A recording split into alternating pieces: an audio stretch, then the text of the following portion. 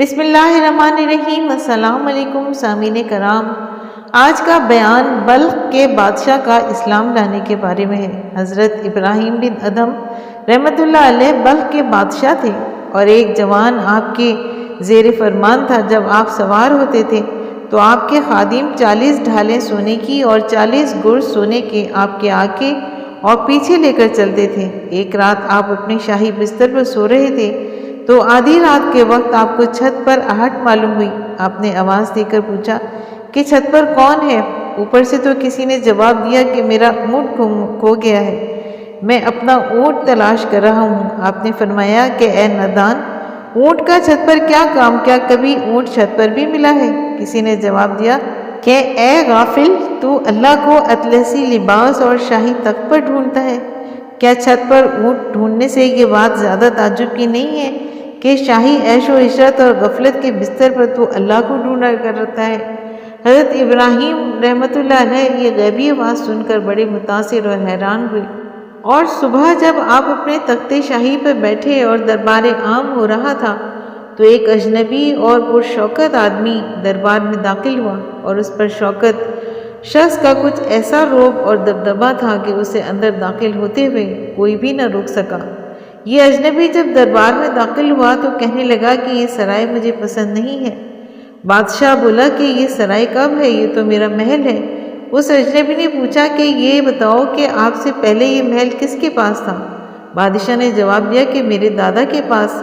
اجنبی نے پوچھا کہ آپ کے دادا سے پہلے کس کے پاس تھا؟ بادشاہ نے جواب دیا کہ میرے دادا کے والد کے پاس۔ اجنبی نے کہا تو گویا آپ سے پہلے اس میں آپ کے والد رہتے تھے، اور آپ کے والد سے پہلے آپ کے دادا رہتے تھے، اور آپ کے دادا سے پہلے ان کے والد اس میں رہتے تھے۔ تو اسے بادشاہ اب خود ہی سوچ کر سرائے اور کس کو کہتے ہیں؟ سرائے بھی تو وہی ہوتی ہے جس میں ایک جائے اور دوسرا آئے، وہ بھی جائے اور تیسرا آئے۔ یہ کہہ کر وہ پرشکوہ اجنبی باہر نکل گیا اور گم ہو گیا۔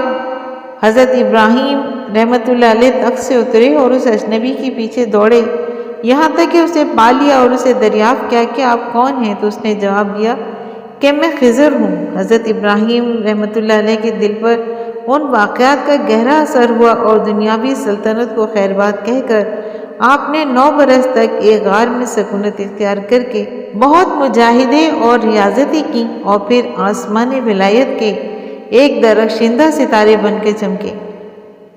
سامعین کرام، اسی طرح ایک نصرانی لڑکے کا اسلام لانے کے بارے میں ملاحظہ کیجیے۔ ابراہیم خواص کے ساتھی حامد الاسود کہتے ہیں کہ ابراہیم جب سفر میں جانے لگتے تو کسی کو نہ بتاتے بلکہ اپنا تھیلا اٹھا کر چل دیتے۔ ایک دن ہم ان کے ساتھ مسجد میں تھے، انہوں نے اپنا تھیلا اٹھایا اور چلے تو میں بھی ان کے پیچھے پیچھے چل دیا۔ انہوں نے مجھ سے کوئی بات نہیں کی حتیٰ کہ ہم کوفہ پہنچ گئے۔ وہاں انہوں نے ایک دن اور ایک رات قیام کیا، پھر قادسیہ کی سمت چل پڑے۔ جب وہاں پہنچے تو مجھ سے گویا ہوئے کہ حامد کہاں جا رہے ہو؟ میں نے کہا کہ سیدی، سفر میرا ارادہ ہے۔ انہوں نے کہا کہ میرا مکہ جانے کا ارادہ ہے۔ انشاءاللہ میں نے کہا کہ میں بھی مکہ جاؤں گا۔ تو پھر ہم دونوں چل پڑے۔ کچھ دن کے بعد ہمارے ساتھ ایک لڑکا بھی شریک سفر ہو گیا اور ہمارے ساتھ ایک دن ایک رات رہا، مگر اس نے کوئی نماز نہ پڑھی۔ تو میں نے یہ بات ابراہیم رحمۃ اللہ علیہ کو بتا دی۔ انہوں نے اس نوجوان سے کہا کہ اے لڑکے، تم نماز کیوں نہیں پڑھتے ہو، حالانکہ نماز حج سے زیادہ اور اہم فرض ہے؟ اس نے کہا کہ اے شیخ، مجھ پر نماز فرض نہیں ہے۔ ابراہیم نے کہا کہ کیا تم مسلمان نہیں ہے؟ اس نے کہا کہ نہیں، میں نصرانی ہوں، لیکن نصرانیت میں نے توکل اختیار کیا ہے، اور میرے نفس کا خیال یہ ہے کہ توکل پر وہ غالب ہے اور اس بات کو نہیں مانتا، اس لیے اسے اس صحرا میں لے آیا ہوں جہاں اللہ کے سوا کوئی معبود نہیں۔ یہ میرے دل کا امتحان ہے۔ تو ابراہیم کھڑے ہو گئے اور چل دیے اور کہا کہ اسے ساتھ چلنے دو۔ پھر وہ ہمارے ساتھ چلتا رہا حتیٰ کہ ہم بدن مر پہنچ گئے۔ ابراہیم رحمۃ اللہ نے اپنے پرانے کپڑے اتارے اور انہیں دھویا اور بیٹھ گئے، اور پھر لڑکے سے پوچھا کہ تیرا نام کیا ہے؟ اس نے کہا کہ عبد المسیح۔ انہوں نے کہا کہ دیکھو عبد المسیح، یہ مکہ کی دہلیز ہے اور یہاں تم لوگوں کا داخلہ اللہ تعالیٰ نے منع کیا ہے۔ حامد کہتے ہیں کہ ہم اسے وہاں چھوڑ کر چلے گئے۔ حج میں ہم وقوف کے لیے گئے اور ہم عرفات میں بیٹھے تھے کہ وہی لڑکا آتا نظر آیا۔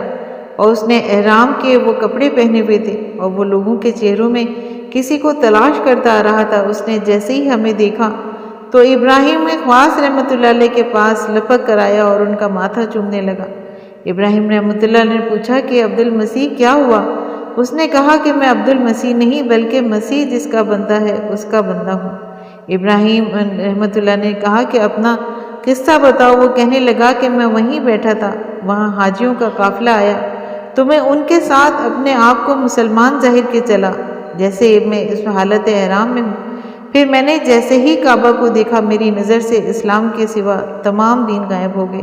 میں نے اسلام قبول کر لیا اور احرام باندھ لیا اور آج میں تمہیں ہی ڈھونڈتا رہا ہوں۔ ابراہیم رحمۃ اللہ نے ہماری طرف دیکھا اور کہا کہ اے حامد، نصرانیت میں اس کے سچا ہونے کی برکت دیکھو کہ اللہ نے اسے کس طرح ہدایت اسلام عطا فرمائی۔ پھر یہ نوجوان ہمارے ساتھ رہا اور فقر ہی میں اس کا انتقال ہو گیا۔ سامعین کرام، اس کا ذکر کتاب توابین میں موجود ہے۔ امید کرتی ہوں کہ آپ کو آج کا میرا بیان پسند آیا ہوگا۔ اگر آپ کو میرا بیان پسند آیا ہے تو آپ اپنے چینل فضائل اسلام کو لائک اور سبسکرائب کیجیے اور ساتھ لگے بیل آئیکن کو پریس کیجیے تاکہ آنے والی نئی ویڈیوز کا نوٹیفیکیشن آپ کو سب سے پہلے ملے۔ شکریہ۔